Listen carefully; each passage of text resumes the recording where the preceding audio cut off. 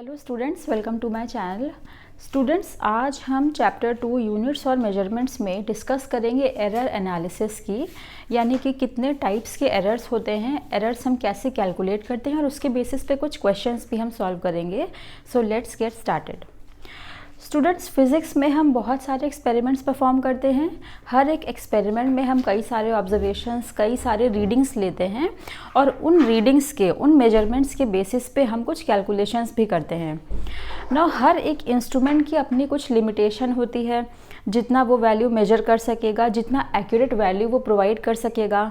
साथ ही कई सारे स्टेप्स हमको फॉलो करने होते हैं एक्सपेरिमेंट के दौरान, जिनको बहुत ही केयरफुली फॉलो करना इम्पॉर्टेंट है, जिनमें ज़रा सी भी जो मिस्टेक है वो हमारा जो मेजरमेंट है उसमें एक एरर प्रोड्यूस कर सकता है। सो एरर क्या है? किसी भी तरह की हमारे मेजरमेंट में जो अनसर्टेनिटी प्रोड्यूस हो रही है उसको बोला जाएगा एरर। एरर कितने टाइप्स के होंगे? एरर 2 टाइप्स के होंगे। First is the systematic error,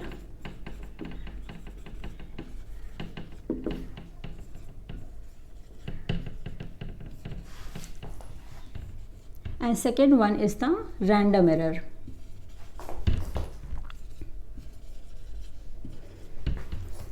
systematic error, जैसा कि नाम से ही पता चल रहा है, सिस्टमैटिक एरर जो है दे अगर इन अ सिस्टमैटिक वे, यानी कि ये किसी भी एक्सपेरिमेंट में एक सिस्टमैटिक वे में हो रहे होंगे, ये कॉन्स्टेंटली रिपीट हो रहे होंगे और इनका जो कॉज है वो हम पता कर सकते हैं। The cause is known. Cause को पता करके जो ये एरर है उसको हम रेक्टिफाई कर सकते हैं, उसको एलिमिनेट कर सकते हैं।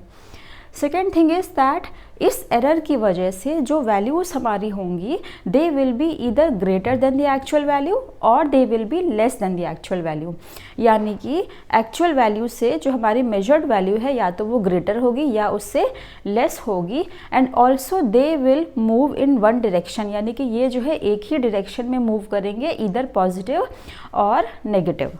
So important points about the systematic error.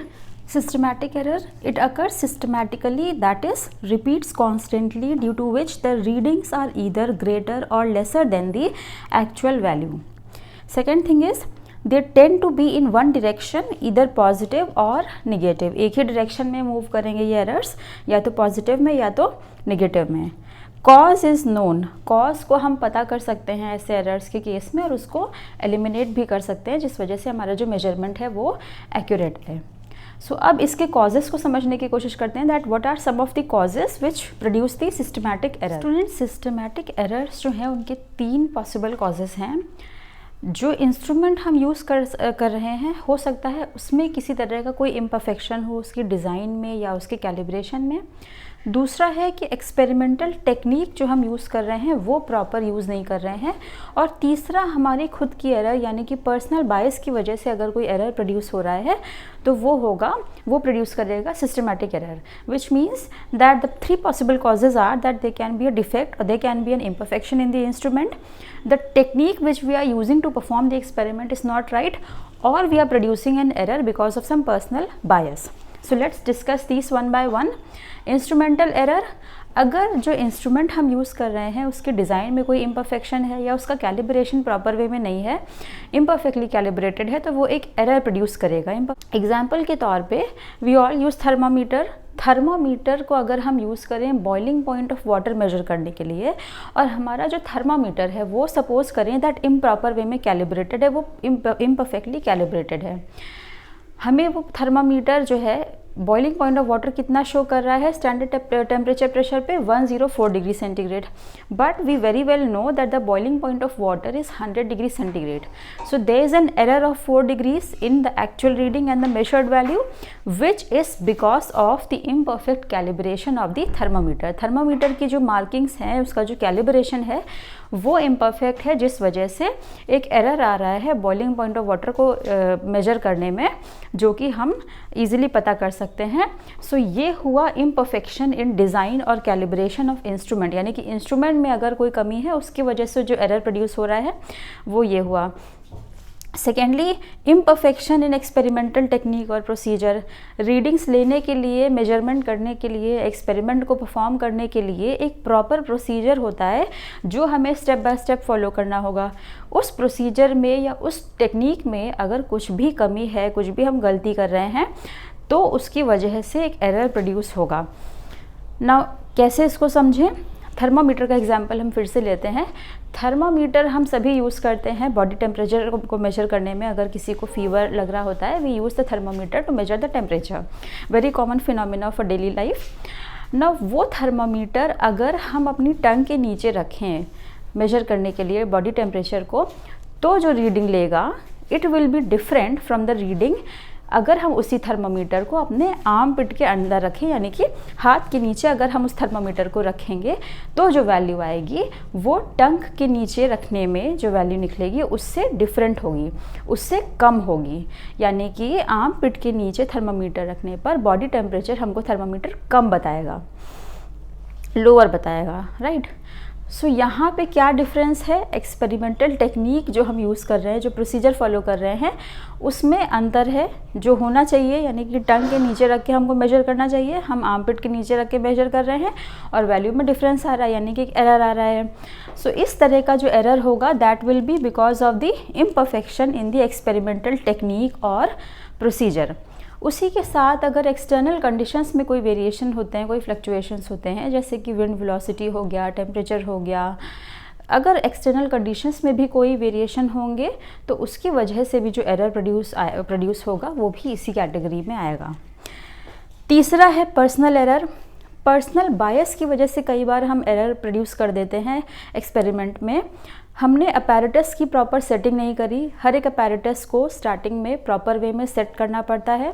अगर हमने अपैरेटस की प्रॉपर सेटिंग नहीं करी या हमने जो प्रोसीजर फॉलो करना था, जो प्रिकॉशंस लेने थे मेजरमेंट करने में, एक्सपेरिमेंट करने में, उनको प्रॉपर वे में नहीं फॉलो करा, उसमें कुछ केयरलेसनेस कर दी, या हमारा कुछ पर्सनल बायस है जिस वजह से एक एरर प्रोड्यूस हो रहा है, उसको इस कैटेगरी में डाला जाएगा, that is the personal error.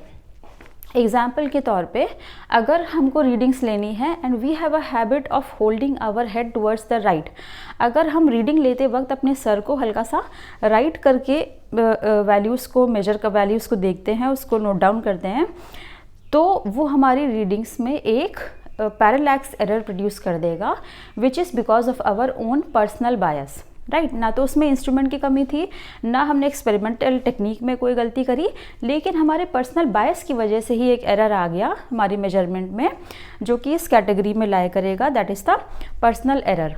So ये 3 कॉजेज़ होते हैं सिस्टमैटिक एरर के, जिसको हम जब एक्सपेरिमेंट करेंगे तो अगर यही कॉज हुआ एक्सपेरिमेंट में एरर प्रोड्यूस होने का, ये बार बार रिपीट होगा, कॉन्स्टेंटली रिपीट होगा, and then we can determine its cause. उसका जो कॉज है वो हम पता कर सकते हैं, थोड़ा वाइजली सोच के हम उसके कॉज को पता कर सकते हैं, और इन्हीं कॉजेस को अगर हम एलिमिनेट कर दें then we can arrive at a good value, at an accurate value. Instrument अगर हम बेटर इंस्ट्रूमेंट यूज़ करें, जो कि काफ़ी अच्छी क्वालिटी का इंस्ट्रूमेंट है, उसको हम यूज़ करें, एक्सपेरिमेंटल टेक्निक को, प्रोसीजर को बहुत ही अच्छे से फॉलो करें, कोई उसके जो सेटिंग है उसको प्रॉपर वे में करें, किसी तरह का कोई केयरलेसनेस ना करें, पर्सनल बायस के सारे ही एरर्स को रिमूव कर दें, then we can arrive at the better results, we can arrive at the better readings, at the more accurate readings. So this is the systematic error. Now let's discuss the random error. Second is random errors. Now random errors student, जैसे कि नाम से ही पता चल रहा है, systematic का opposite, यानी कि रैंडम एरर जो हैं वो रैंडमली किसी भी वजह से हमारे एक्सपेरिमेंट में प्रोड्यूस हो जाएंगे। उनका जो कॉज है दैट इज़ नॉट नोन, उसका कॉज हम पता नहीं कर सकते।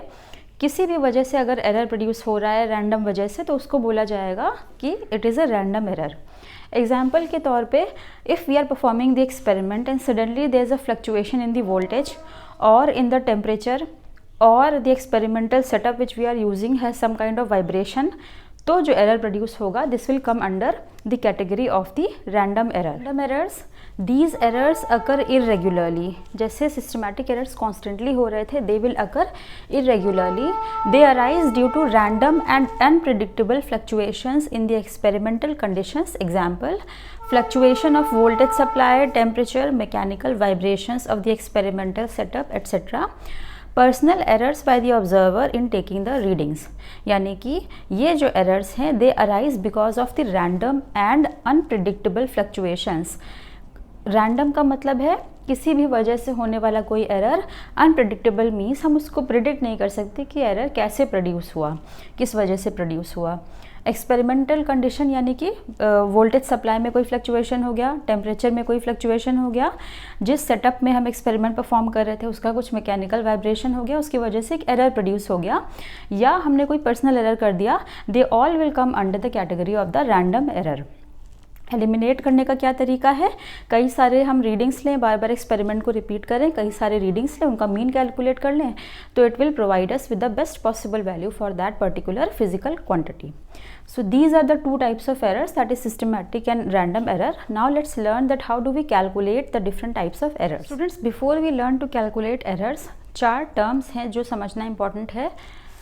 True value and measured value. True value क्या है, एक्सपेरिमेंट जब हम परफॉर्म कर रहे हैं तो कोई फिजिकल क्वांटिटी सपोज हमें मेजर करनी है, उस फिजिकल क्वांटिटी की बाय सम अदर मीन्स हमें कैलकुलेट करके दे दी गई दैट इतनी वैल्यू है, या उसके ऊपर लिख के हमें प्रोवाइड कर दी गई कि so and so is the actual value for this particular physical quantity, या किसी अदर मीन्स से हमको वो ऑलरेडी नोन है that this is the actual value for a particular physical quantity, तो हम बोलेंगे that this is the true value for this physical quantity.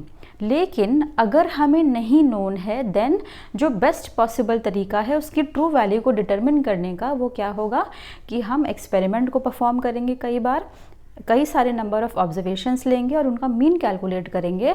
जो मीन वैल्यू निकल के आएगी that will be the true value for that particular physical quantity. और measured value जो है, जो हम बार बार मेजरमेंट परफॉर्म कर रहे हैं एक्सपेरिमेंट करके उस पर्टिकुलर फिजिकल क्वांटिटी के लिए, उसको बोला जाएगा मेजर्ड वैल्यू. ट्रू वैल्यू क्या है, it is the actual value which is either previously known written on it, और if no other method is available then we take the mean value as the true value. यानी कि या तो वो हमें पहले से प्रोवाइड कर दी गई है that so and so is the true value for this physical quantity, हमें पहले से पता है, उस हमें किसी ने लिख करके प्रोवाइड कर दिया है कैलकुलेट करके या जो भी एक्सपेरिमेंट परफॉर्म करके, या अगर कोई अदर मेथड अवेलेबल नहीं है then we will repeat the experiments several number of times and then we will take the mean value as the true value. The mean value will provide us with the best possible value for that physical quantity. Measured value क्या है, it is the value which is measured in any way. हम experiment perform करके जो value measure करेंगे that will be the measured value. अगर इसको example से समझें तो suppose करें that कोई length है जिसकी value है 5 सेंटीमीटर्स. Now ये length जो है इसकी 5 सेंटीमीटर जो है इसकी true value है. अब क्या है कि ट्रू वैल्यू मान ले कि हमें नहीं पता है, सो क्या होगा, उसकी जो बेस्ट पॉसिबल वैल्यू होगी वो किससे दी जाएगी, उसकी मीन वैल्यू से. हम एक्सपेरिमेंट परफॉर्म कर रहे हैं, हमने उसकी अलग अलग वैल्यूज़ मेजर करी. Suppose L1 is equal to 4.8 centimetre, दूसरी बार करा तो आया 4.9 centimetre, then we have 5.0 centimetre, then we have 5.1 centimetre. Now इन वैल्यूज़ का जब हम मीन कैलकुलेट करेंगे यानी कि L1 plus L2 plus L3 plus L4 divided by 4, कितना वैल्यू निकल के आएगा, we'll add all of these values so we get, ये हमारी मेजर्ड वैल्यूज़ थी, इनका हमने मीन ले लिया, कितनी वैल्यू निकल के आई 4, it will be the sum will be 19.8, we divided by 4, so value कितनी आई 4.95. इसको हमने राउंड ऑफ करा, वो अभी हम फर्दर पढ़ेंगे. कितनी वैल्यू निकल के आई 5 सेंटीमीटर. वैल्यू कितनी थी उस लेंथ की 5 सेंटीमीटर. सो ये हमारी ट्रू वैल्यू थी, और जो हमारी बेस्ट पॉसिबल वैल्यू आई उन सभी वैल्यूज़ का मीन लेने के बाद that is also equal to the this true value. So we can take the mean value to be the true value if no other method is known, and these all are the measured values which we get by performing the experiment again and again. Accuracy and precision. Accuracy क्या है, precision क्या है. Students, accuracy जो है वो हमें बताता है दैट जो वैल्यू हमने मेजर करी है एक्सपेरिमेंट करने के बाद वो ट्रू वैल्यू के यानी कि उसकी बेस्ट पॉसिबल वैल्यू के कितना क्लोज है. जितना क्लोज होगा उतना वो वैल्यू एक्यूरेट होगा. प्रिसिशन क्या बताता है? प्रिसिशन ये बताता है कि कितने रेजोल्यूशन तक या कितनी लिमिट तक हम वैल्यू को बता पा रहे हैं.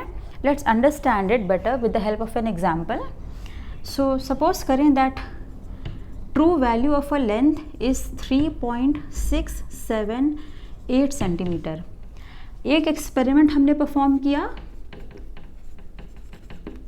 जिसमें जो इंस्ट्रूमेंट हमने यूज़ करा उसका जो रेजोल्यूशन था या उसका जो लीस्ट काउंट था दैट इज़ 0.1 सेंटीमीटर, जिस वजह से जो हमने वैल्यू मेजर करी यानी कि जो मेजर्ड वैल्यू आई वो कितनी हो गई? 3.5 centimetre. And this is our true value for some length. दूसरा एक्सपेरिमेंट परफॉर्म करा जिसमें जो इंस्ट्रूमेंट हम यूज़ कर रहे थे उसका रेजोल्यूशन कितना था? 0.01 centimetre, which has a better resolution compare to experiment 1, क्योंकि हम 2 डेसिमल प्लेसेस तक वैल्यू को बता पा रहे हैं, ज़्यादा लिमिट तक बता पा रहे हैं. मेजर्ड वैल्यू इस केस में कितनी आई?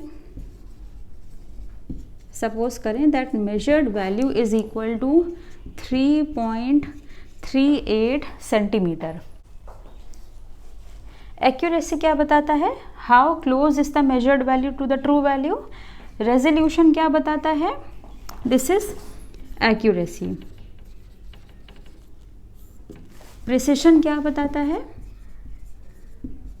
प्रिसिशन क्या बताता है? It tells us that to what resolution और limit the quantity is measured. Now accuracy बताता है that measured value true value के कितना क्लोज है. ट्रू वैल्यू क्या थी? 3.678 सेंटीमीटर्स. सो इन दोनों में से इस वैल्यू के ज़्यादा क्लोज कौन सी वैल्यू है? 3.5 centimetre is more close compare to 3.38 centimetre, which means that this value is more accurate compared to the other value. Precision क्या बताता है कि किस रेजोल्यूशन तक या किस लिमिट तक क्वांटिटी हमें नोन है, कितने नंबर ऑफ डेसिमल प्लेसेस तक हम बता पा रहे हैं उस वैल्यू को, मेजर कर पा रहे हैं उस पर्टिकुलर क्वांटिटी को, वो प्रिसिशन बताएगा. सो प्रिसिशन जो है वो इस वैल्यू का ज़्यादा है compared to this one, because we can tell up to the second place as well. 3.38 तक हम बता पा रहे हैं, बेटर रिजॉल्व कर पा रहे हैं उस वैल्यू को, जिस वजह से this value is more precise compared to the first value. लेकिन क्या वो वैल्यू एक्यूरेट है? No, it is not accurate, because वो इस वैल्यू से काफ़ी क्लोज नहीं है compare to this one. So this is accurate but not precise. This is precise but not accurate.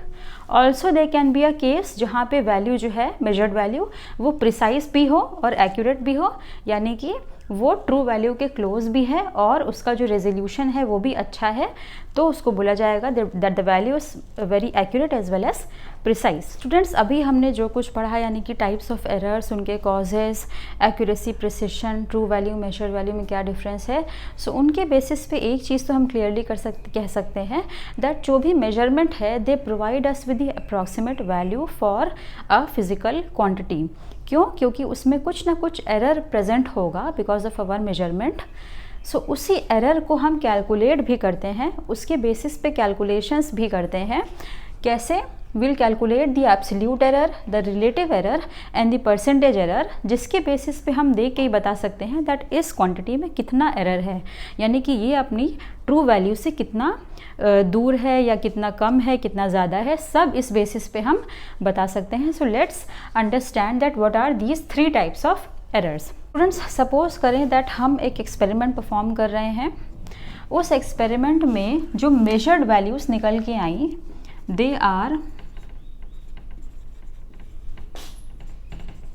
suppose that the measured values are given by A1, A2, A3, A4 up to AN तक हमने calculation करा, N values हमने determine करी, N number of times हमने measurement किया और इतनी values हमने निकाली. These are all the measured values for a physical quantity.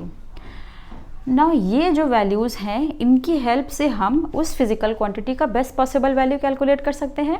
हमने अभी पढ़ा था दैट अगर कोई और तरीका हमारे पास नहीं है then the mean will provide us with the best possible value for that physical quantity. So mean calculate करेंगे हम, इसमें कितना निकल के आएगा,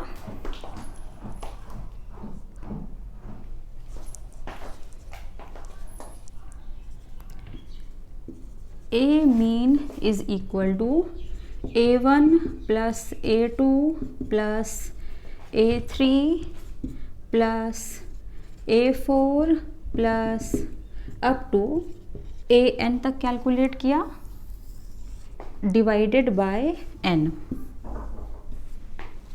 और in a concised way we can write summation over i is equal to 1 से n तक AI डिवाइडेड बाय n। ये क्या दे रहा है हमको, ये दे रहा है मीन की वैल्यू।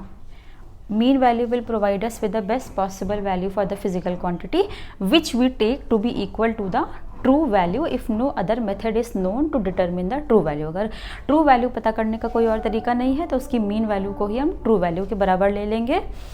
नाउ एरर जो है वो कैसे कैलकुलेट करा जाएगा, उसकी ट्रू वैल्यू और मेजर्ड वैल्यू में कितना डिफरेंस है वही उसका एरर है। True value is the actual value for the physical quantity, measured value हमने एक्सपेरिमेंट परफॉर्म करके मेजर करी, दोनों में कितना डिफरेंस है वही हमको एरर बता देगा दैट इतना एरर है इसकी मेजर्ड वैल्यू में, जो हमने मेजर करी वो ट्रू वैल्यू से इतना डिफरेंस रखती है। सो ये हमें पता चल गई true value. What will be the error? Error will be the difference between true value and measured value। सो अब हम क्या कैलकुलेट करेंगे, 1 बाय 1 उसकी हर मेजर्ड वैल्यू में कितना एरर है उसको कैलकुलेट करेंगे।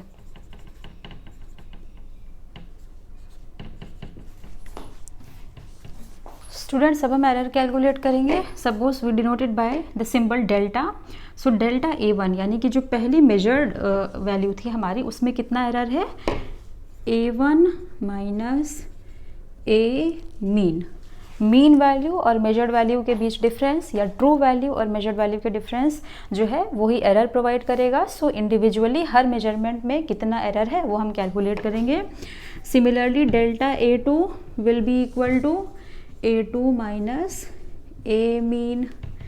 इन the same way delta A3 will be equal to A3 minus A mean. In the same way we will calculate up to n value, जितने मेजरमेंट थे सबके लिए हम एरर कैलकुलेट कर लेंगे। सो ये हमको एरर प्रोवाइड कर देगा इंडिविजुअल मेजरमेंट में। These errors can be positive as well as negative. ये जो वैल्यूज़ हैं, ये जो डिफरेंस है ट्रू वैल्यू मेजर्ड वैल्यू के बीच में, इट इज़ नॉट नेसेसरी कि वो पॉजिटिव ही हो, पॉजिटिव भी हो सकता है, नेगेटिव भी हो सकता है। So this is error. अब समझते हैं that what is the absolute error. So absolute error क्या होगा, इन्हीं वैल्यूज़ का जब हम मॉड ले लेंगे यानी कि इनकी केवल पॉजिटिव वैल्यूज़ लेंगे, इनको केवल पॉजिटिव करके लेंगे तो उसको बोला जाएगा एब्सोल्यूट एरर। एब्सोल्यूट एरर क्या है, it will be given by mod of delta A. ये जो मॉड ऑफ डेल्टा है it will always be positive. Error जो था इट कैन बी पॉजिटिव या नेगेटिव, लेकिन एब्सोल्यूट एरर जो है वो हमेशा पॉजिटिव होगा। अब समझते हैं that what is the mean absolute error. So mean absolute error is the arithmetic mean of all absolute errors. Mod of delta A mean is equal to mod of delta A1 plus mod of delta A2 plus mod of delta A3 plus up to mod of delta AN divided by n, or we can write summation over i is equal to 1 to n mod of delta ai divided by n. This is the mean absolute error. Mean absolute error जो है, जब individual absolute errors जो हैं वो हमेशा positive होंगे, तो जो मीन एब्सोल्यूट एरर है it will always be positive. This will always be a positive quantity. ना इनका जो समेशन है उसको हम इस तरह से समझ सकते हैं स्टूडेंट्स, दैट किसी भी एक्सपेरिमेंट में जब हम बार बार कोई एरर कर रहे हैं तो वो एरर्स जो है एक दूसरे को वो कम नहीं करेंगी, वो एक दूसरे को माइनस नहीं करेंगी, लेकिन गलतियां जो हैं वो बार बार करने पे बढ़ती जाएंगी. यानी कि एरर्स जो है वो बार बार करने पे इंक्रीज होते जाएंगे, बढ़ते जाएंगे, जिस वजह से वी कैन अंडरस्टैंड दैट इनको बार बार पॉजिटिव क्वांटिटी लेकर के इसको सम कर दिया गया. सो ये हमें उसका मीन एब्सोल्यूट एरर जो है वो बता देगा. स्टूडेंट्स यहाँ पे हमने मीन एब्सोल्यूट एरर कैलकुलेट कर लिया. ये जो मीन एब्सोल्यूट एरर है this will always be a positive quantity. So इससे हमें क्या पता चल गया कि जो भी मेजरमेंट हम परफॉर्म करेंगे उनकी जो वैल्यू आएगी वो किसके बीच में लाई करेगी. For a single measurement, the value will always lie between A mean minus delta A mean and A mean plus delta A mean. A जो है हमने मेजरमेंट परफॉर्म किया तो वैल्यू निकल के आई, ये हुई उसकी true value. So true value में से एरर को माइनस कर दिया या ट्रू वैल्यू में एरर को जोड़ दिया, तो जो वैल्यू आएगी उन्हीं दोनों वैल्यू के बीच में हमारा मेजरमेंट की वैल्यू लाई करेगी या हमारी मेजर्ड वैल्यू लाई करेगी. So this provides us with the range for our measurement, which means that A is equal to A mean plus minus delta A mean. So इस तरह से हमने समझा that what is the mean value और the true value, then what are the errors, what is the absolute error, and then what is the mean absolute error, and then we get the range of the measurement.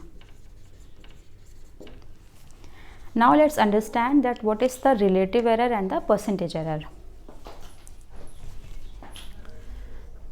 Relative error क्या है? It is the ratio of the mean absolute error to the mean value of the quantity measured. Relative error जैसा कि नाम से ही पता चल रहा है वो क्या बता रहा है कि कितना एरर है विद रिस्पेक्ट टू समथिंग. सो ये विद रिस्पेक्ट टू समथिंग क्या होगा? It will be the true value, या उसकी जो मीन वैल्यू है वो मीन वैल्यू के रिस्पेक्ट में मेजर्ड क्वांटिटी में कितना एरर आ रहा है उसी एरर को बोला जाएगा रिलेटिव एरर. रिलेटिव एरर क्या है? मीन वैल्यू के रिलेशन में कितना एरर हमारी मेजर्ड क्वांटिटी में है उसी को बोला जाएगा रिलेटिव एरर. परसेंटेज एरर क्या होगा?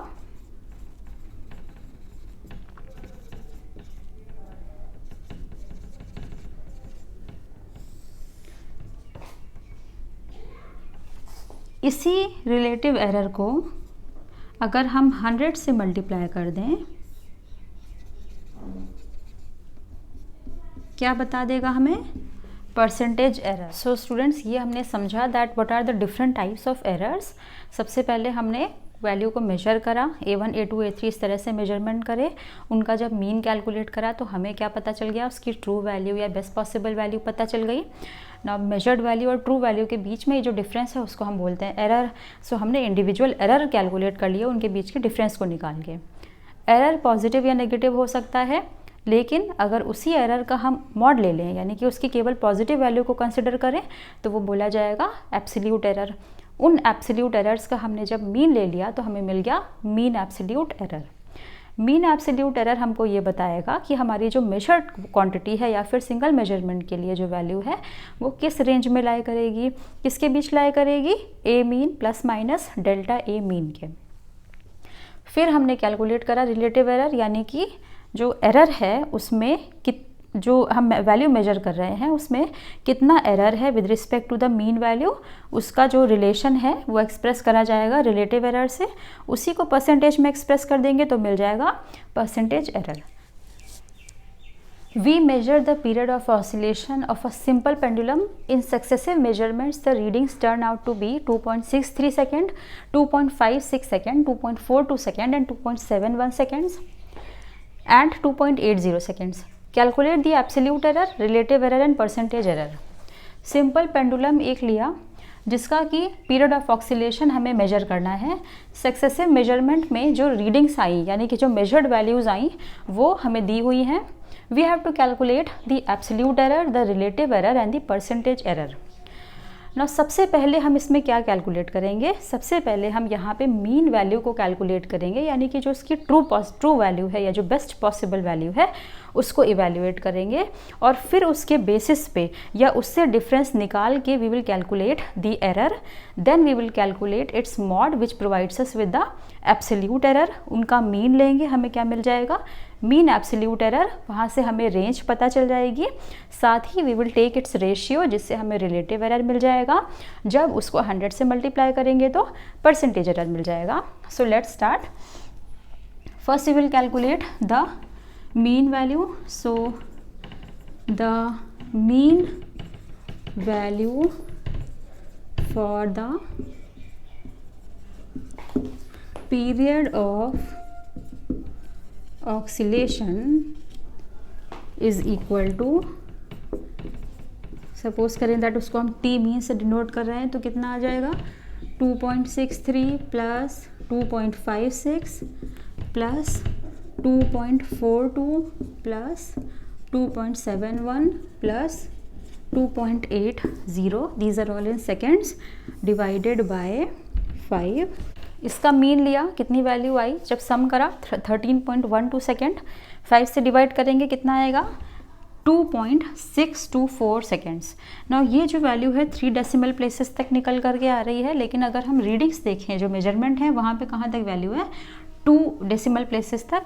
सो we will convert it to 2 decimal places using the rounding off method, जिससे हमें मिल जाएगा 2.62 सेकेंड्स। सो हमारी मीन वैल्यू कितनी आ गई 2.62 सेकेंड्स। राउंडिंग ऑफ और सिग्निफिकेंट फिगर जो है वो हम नेक्स्ट लेक्चर में पढ़ेंगे। सो यहाँ से हमें मीन वैल्यू पता चल गई। अब हम एरर्स कैलकुलेट करते हैं। एरर्स कैसे दिए जाएंगे, the measured value minus the mean value which is 2.63 minus 2.62, 2.56 minus 2.62, 2.42 minus 2.62, 2.71 minus 2.62 and 2.80 minus 2.62, which is equal to 0.01. This is equal to 0.06। So errors कितना निकल के आए 0.01 सेकेंड माइनस 0.06 माइनस 0.20, 0.09, 0.18। जैसा हमने डिस्कस किया था एरर्स कैन बी पॉजिटिव और negative. ये जो एरर है इनकी यूनिट जो है it will be the same as that for the unit of the measured quantity. अब हम एब्सोल्यूट एरर कैलकुलेट करेंगे। सो एब्सोल्यूट एरर के लिए क्या वैल्यू आएगी, डेल्टा A1 का मॉड ले लेंगे which means 0.01। Similarly delta A2 will be equal to 0.06, delta A3 0.20, delta A4 0.09 and delta A5 equal to 0.18। उन्हीं वैल्यूज़ का जब हम मॉड्यूलस ले लेंगे यानी कि पॉजिटिव वैल्यू ले लेंगे तो हमें एब्सोल्यूट एरर मिल जाएगा। इन एब्सोल्यूट एरर्स का we will calculate the mean value.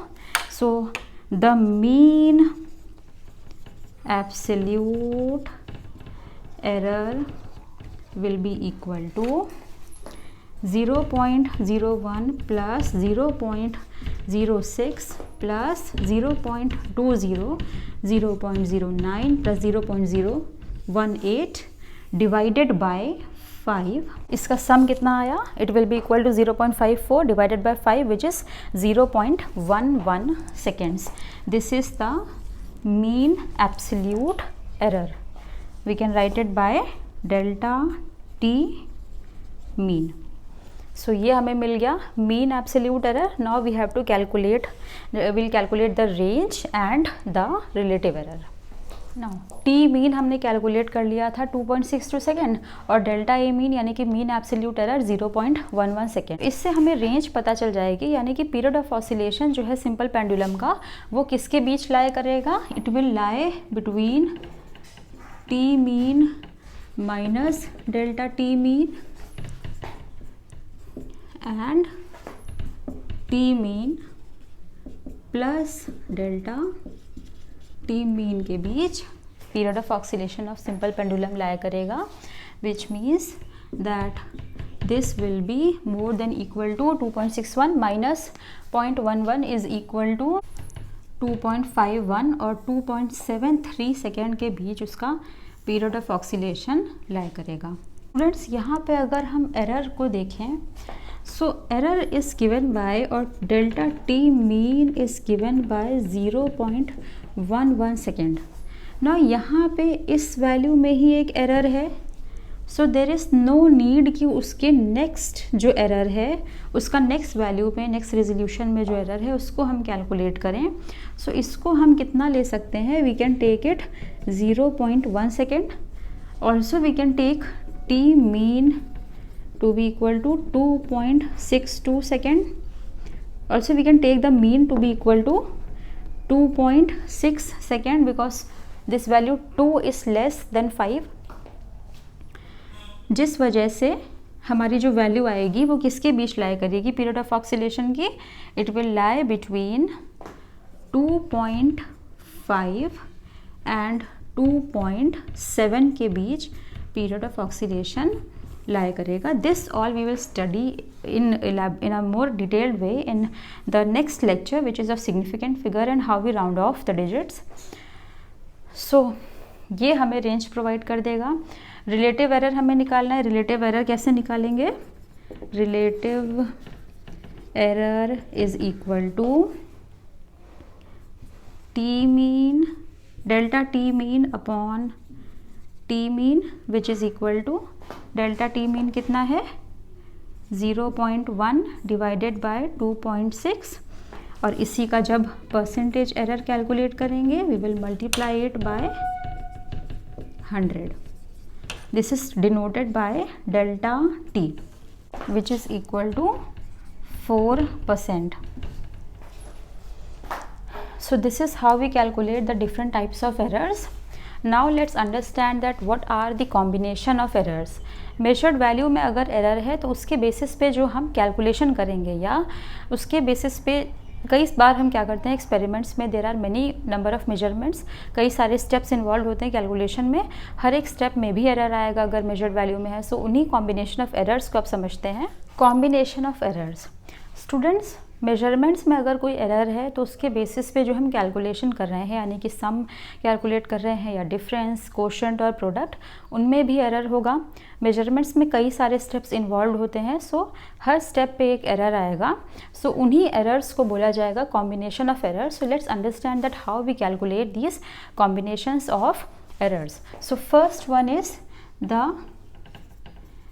Error of a sum or a difference.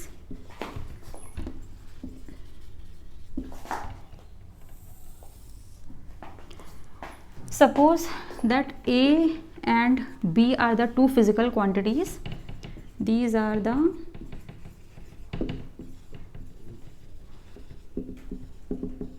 physical quantities. इनकी measured value हम कैसे दे रहे हैं, जिनकी जो मेजर्ड वैल्यू है that is equal to A plus minus delta A and B plus minus delta B, जहाँ पे डेल्टा A और डेल्टा B जो है these are the mean absolute errors. Students हम सपोज करें दैट हमें Z equal to A plus B calculate करना है, यानी कि हमें सम कैलकुलेट करना है इन दो फिजिकल क्वांटिटीज़ का। इनकी मेजर्ड वैल्यू हमें कितनी दी हुई है, A plus minus delta A plus B plus minus delta B. So the maximum possible error, इसमें जो maximum possible error होगा, again I am saying the maximum possible error that will be equal to delta Z से अगर हम denote करें, it will be equal to delta A plus delta B, यानी कि दो एरर्स जो हैं वो सम अप हो जाएंगे and they will provide us with the maximum possible error in that measurement. So physical quantity जो है वो हमारी कितनी हो गई, z plus minus delta z, that is a plus B plus minus delta a plus delta b। ये जो है this is the maximum possible error in the sum of two physical quantities. In the same way difference के लिए भी क्या होगा, this is for the summation, summation के लिए एरर इतना निकल के आएगा, this is for the sum of two physical quantities. In the same way difference के लिए भी जब हम कैलकुलेट करेंगे तो क्या वैल्यू आएगी, अगर z equal to a minus b है, this is for the sum and then for a difference for both of these quantities we have the maximum possible error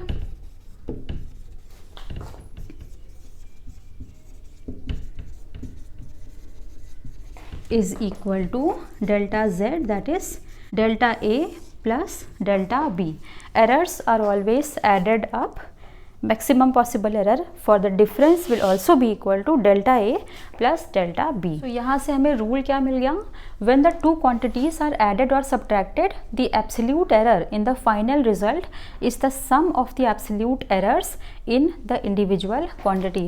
दो physical quantities थी a और b, उनकी measured value ये है, जहाँ a plus minus delta a and b plus minus delta e, जहाँ पे delta a and delta b are the mean absolute errors in those physical quantities. हमें सम के लिए एरर कैलकुलेट करना है। हमने दोनों वैल्यूज़ को जब ऐड करा, we get the maximum possible error to be equal to delta A plus delta B. So हमारी टोटल वैल्यू कितनी आ जाएगी, z plus minus delta z which is equal to a plus B plus minus error, यानी कि mean जो उसकी absolute value है वो लिखी, उसके बाद में उसका एरर हमने लिखा। एरर कितना है, maximum possible delta A plus delta B. In the same way for the difference, difference के लिए भी जो एक्चुअल वैल्यू है वो कितनी होगी, ए माइनस बी, और उसमें जो एरर आएगा वो कितना होगा, delta A plus delta B. यानी कि एरर्स जो हैं वो ऐड होंगे in a sum as well as in a difference. They will provide us with the maximum possible error and these all are the absolute errors. Let's do an example on the basis of this.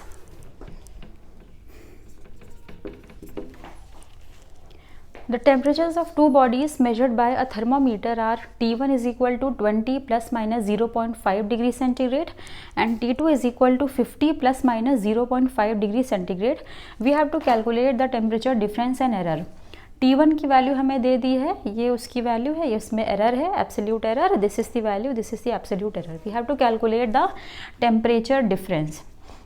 Dash से अगर हम denote करें तो T dash will be equal to T2 minus T1, क्यों, क्योंकि T2 बड़ा है T1 से। T2 minus T1 will be equal to 50 plus minus 0.5 minus 20 plus minus 0.5, 30 आ जाएगा। 50 माइनस 20 30, एरर कितना होगा, 0.5 plus 0.5। Errors are always added whether it is a sum or a difference.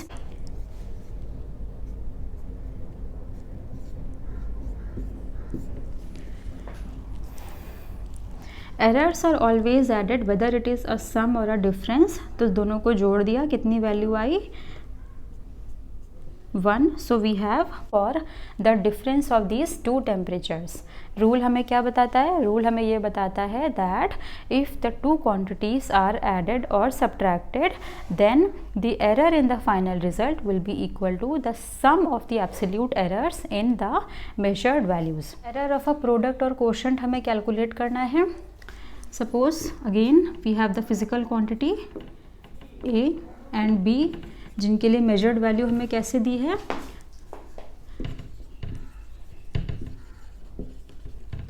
measured value is equal to A plus minus delta A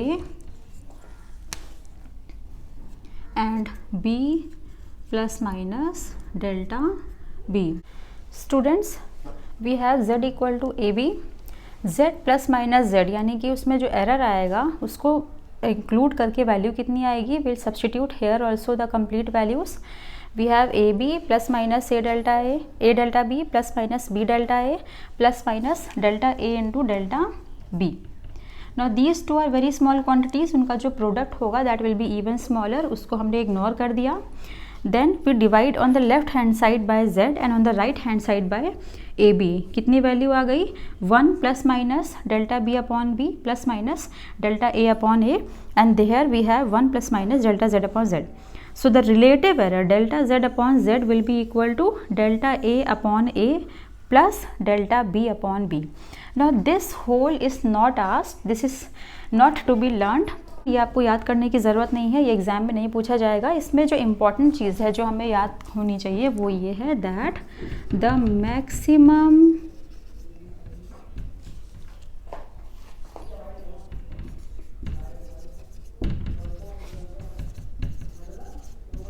relative error, इस quotient इस product में जो maximum relative error है वो कितना होगा? Delta Z upon Z is equal to delta A divided by A plus delta B divided by B. ये हो जाएगा maximum relative error in our product. In the same way quotient के लिए अगर हम देखें, क्वोशंट अगर हमें प्रोवाइड करा गया है, this is suppose 1. For the second verb we have Z is equal to A divided by B. उसके लिए भी जब हम मैक्सिमम रिलेटिव एरर कैलकुलेट करेंगे तो भी यही वैल्यू निकल के आएगी. We can also calculate that as well. So यहाँ से हमारा रूल क्या बन गया? When two quantities are multiplied और divided, the relative error in the result, that is delta Z upon Z, is the sum of the relative errors in the multipliers delta A upon A plus delta B upon B. Sum या difference के case में the total error और the absolute error in the final result was equal to the sum of the absolute errors in the quantities. और यहाँ पे क्या होगा? The relative error of the result in the result will be equal to the sum of the relative errors in these two quantities. So ये हो गया हमारा rule. अब इसके बेसिस पे हम एक क्वेश्चन सॉल्व करते हैं. The resistance R is equal to V upon I, where V is equal to 100 plus minus 5 volt, I is equal to 10 plus minus 2 ampere. We have to find out the percentage error in R. R हमें दिया है, कैसे defined है? It is a quotient V upon I के बराबर है. V की value हमें प्रोवाइड कर दी, I की वैल्यू हमें प्रोवाइड कर दी. हमें परसेंटेज एरर निकालनी है R में. कैसे कैलकुलेट करेंगे? We know just now we studied that if it is a product or a quotient, then the relative error in the final result will be equal to the sum of the relative errors in the multiplier. हमें निकालना है percentage error in R. कैसे दिया जाएगा? Delta R upon R into 100. अभी हमने अपने rule में पढ़ा था that delta Z upon Z कितना आ रहा था? It was equal to delta A upon A plus delta B upon B. ये क्या था? रिलेटिव एरर Z में जो है that is equal to sum of the relative errors in A and B. What we will do here? We have delta V upon V plus delta I upon I into 100. This will be delta V upon V into 100 plus delta I upon I into 100 which is equal to delta V कितना है? 5 upon 100 into 100 plus 0.2 upon 10 into 100. Value कितना निकल के आएगी? 5 plus 2 which is equal to 7%. So this is the percentage error in the value of R. This is delta V and this value is delta I. So this is how we calculate the errors in the case of the product and quotient. Now we will discuss that if some quantity is raised to some power, अगर कोई physical quantity है जो किसी power को race करी गई है, उसके ऊपर कुछ पावर है, तो उसमें कैसे एरर कैलकुलेट करेंगे.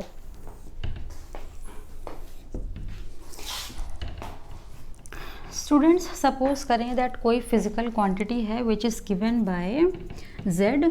z is equal to a raise to the power p into b raised to the power q divided by c raised to the power r. Now the relative error in this physical quantity will be equal to delta z by z is equal to p into delta a upon a plus q into delta b upon b plus r into delta c upon c.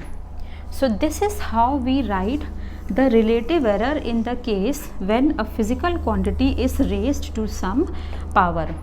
So here we arrive at the rule. The rule will be that